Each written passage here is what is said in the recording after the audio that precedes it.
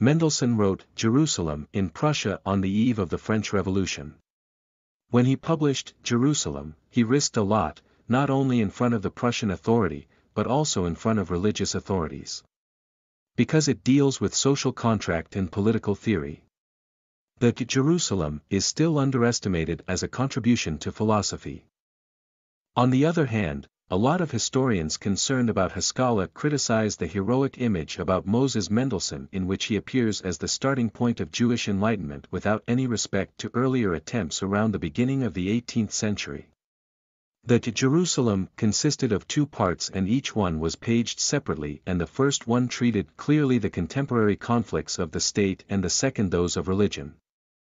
In the first the author developed his political theory towards a utopia of a just and tolerant democracy, which he identified with the political attempt of the Mosaic Law, therefore the title, Jerusalem. In the second part he worked out a new pedagogic charge which every religion has to fulfill in the private sector. It was reduced to it, because the tolerant state should be separated from any religion.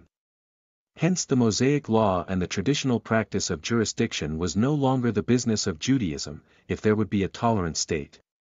Instead the new charge of religion would be the education of just and tolerant citizens. The book as a whole summarizes Moses Mendelssohn's critique concerning the contemporary conditions of the Prussian monarchy and the legal status of the different religions, which finally means the civil status of its inhabitants according to their faith. Jew refusing both proselytism and the abandonment of his own religious beliefs, Moses Mendelssohn opens the way for a dialogue of ideas between the Occident and Judaism. According to the French philosopher Emmanuel Levinas, the work of Mendelssohn is in actuality and stimulates Judaism today. In effect, it heralds a new era in Jewish history. It demonstrates that a Judaism's longing to make a symbiotic relationship with non-Jewish human world beyond the mythical universalism of being for others, which has always been familiar to him.